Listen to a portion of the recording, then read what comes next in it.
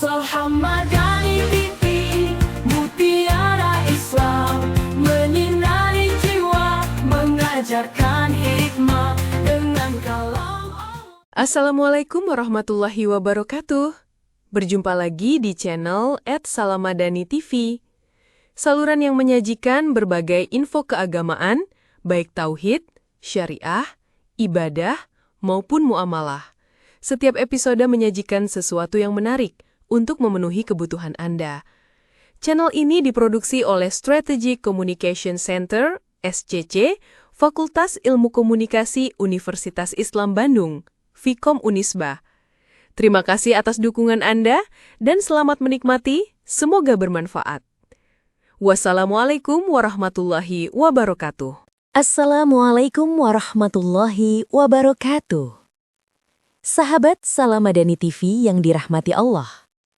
Jelang Ramadan, mari sejenak kita syukuri nikmat Allah dengan belajar memahami di balik penderitaan yang dialami umat manusia.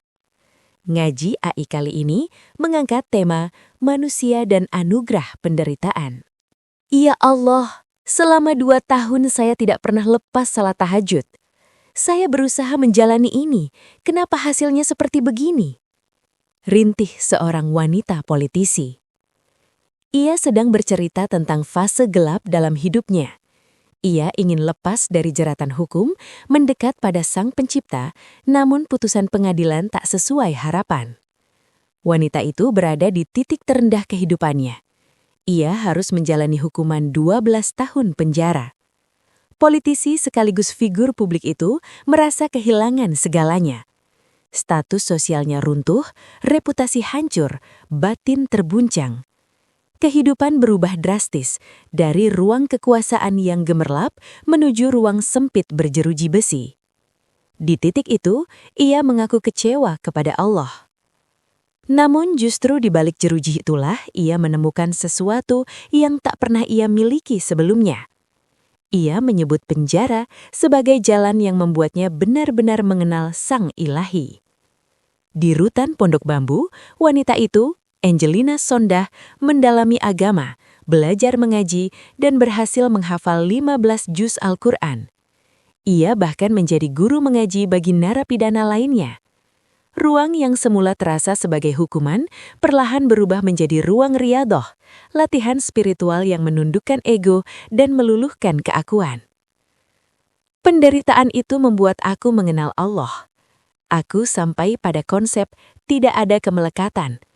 Aku tidak punya apa-apa, semua ini milik Allah. Kalau Allah mau ambil, ya sudah. Di situ aku belajar bersyukur. Hidup itu hanya dengan Allah aku bisa menikmatinya. Angelina Sondah merenungi masa lalunya. Ketika menjadi anggota dewan, ia berada dalam fase arogansi dan lupa diri. Kemudahan dan kemewahan membuatnya lalai. Kekuasaan dan privilege tanpa disadari menumbuhkan rasa keakuan. Ia merasa memiliki kendali atas hidupnya. Padahal sejatinya, ia hanya butiran debu dalam pusaran takdir. Penderitaan yang semula terasa sebagai hukuman, perlahan berubah menjadi jalan kesadaran. Kehilangan yang semula dianggap ketidakadilan, berubah menjadi ruang perenungan. Dari sinilah kita belajar bahwa tidak semua luka adalah musibah semata. Ada penderitaan yang justru menjadi anugerah. Allah berfirman, "Wa ma ashabakum min musibatin fabima kasabat aydikum wa ya'fu an katsir." Dan apa saja musibah yang menimpa kamu, maka adalah disebabkan oleh perbuatan tanganmu sendiri dan Allah memaafkan sebagian besar dari kesalahan-kesalahanmu. Quran Surat Asy-Syura ayat 42. Dan dalam ayat lain, "Ma asyaba min musibatin illa bi'ithnillah, wa man yu'min billahi yahdi qalbah, wallahu bikulli syai'in alim." Tidak ada sesuatu musibah pun yang menimpa seseorang kecuali dengan izin Allah. Dan barang siapa yang beriman kepada Allah, niscaya dia akan memberi petunjuk kepada hatinya, dan Allah Maha mengetahui segala sesuatu. Quran Surat At-Tagabun ayat ke-11. Ayat di atas mengajak kita untuk memaknai peristiwa itu sebagai mekanisme penyucian. Dalam perspektif iman, penderitaan tidak menjadi hukuman, melainkan kasih sayang Allah. Ia menggugurkan dosa, melunakkan hati, dan mengembalikan manusia pada kesadaran paling dasar bahwa ia tidak memiliki apa-apa. Kisah di atas memberi pelajaran yang lebih luas. Bahkan dalam situasi ketika manusia merasa diawasi oleh sistem, deviasi atau penyimpangan tetap kerap terjadi. Apalagi bila manusia dihadapkan pada situasi tanpa monitoring, ia bisa tergoda untuk mengabaikan hukum dan mengelabui institusi yang mengawasi. Dalam politik, Lord Acton mengemukakan, "Power tends to corrupt, and absolute power corrupts absolutely." Kekuasaan cenderung korup, apalagi tanpa pengawasan. Itulah alasan mengapa ada perangkat dan institusi yang menata kelola agar aktivitas kekuasaan tetap berjalan pada koridornya. Dalam teologi, pengawasan tidak pernah absen. Ada institusi agung yang melakukan pengawasan atas perilaku setiap individu. Rokib dan Atid senantiasa mencatat amal baik dan amal buruk setiap anak Adam. Ada surga dan neraka sebagai konsekuensi perilaku manusia. Ada Tuhan yang melihat semua gerak-gerik hambanya, bahkan yang tersembunyi sekalipun. Memang iman itu ada kalanya naik dan turun. Sayangnya pengetahuan serta keyakinan pada Allah tidak selalu berkorelasi dengan ketundukan dan ketaatan pada perintah dan larangannya.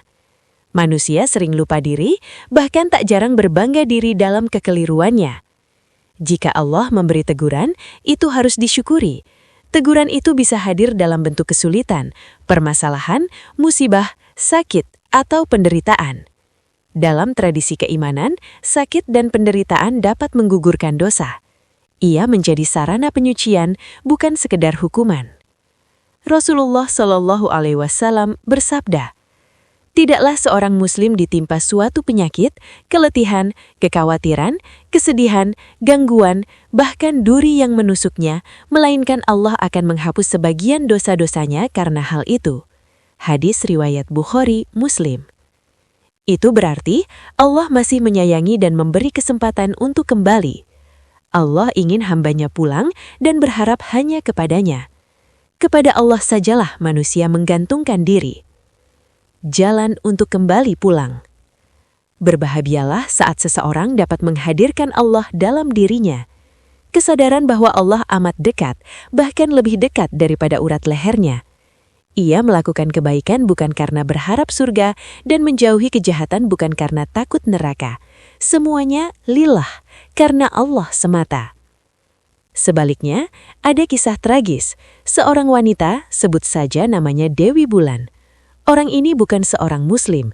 Ia viral di media sosial karena menantang Allah Subhanahu wa Ta'ala dan menghina Nabi Muhammad. Tahun lalu saya menantang Allah Subhanahu wa Ta'ala yang katanya adalah Tuhan kalian yang Maha Kuasa. Saya tantang Allah lagi tahun ini. Ya, apakah bisa dalam 1 bulan bisa menghancurkan hidup Dewi Bulan? Saya tantang kamu Allah Subhanahu wa Ta'ala. Ucap Dewi Bulan pada 2023. Kabarnya hingga saat ini, wanita tersebut baik-baik saja. Tampaknya tak ada kejadian apapun yang menimpanya. Memang beredar video dirinya sedang terbaring menderita di sebuah rumah sakit. Itu video hoax. Beberapa pihak nyatakan ia baik-baik saja. Lalu kenapa Allah tidak memberikan hukuman seperti permintaannya? Justru saat Allah mengabaikan seseorang, tak menggubris orang tersebut, itu adalah yang seburuk-buruknya penderitaan. Jangankan didengar, dilirik saja tidak. Itu sangat tragis. Pada akhirnya, kita sampai pada kesadaran yang paling hakiki, bahwa diberi anugerah hidup dan kesempatan mengenal Allah saja sudah merupakan nikmat yang luar biasa. Dan disitulah makna terdalam dari penderitaan. Itu bukan luka, melainkan jalan untuk kembali pulang. Demikian episode kali ini. Semoga bermanfaat. Tolong dukung channel ini agar tetap bisa menebar kebaikan. Wassalamualaikum warahmatullahi wabarakatuh. Salhamada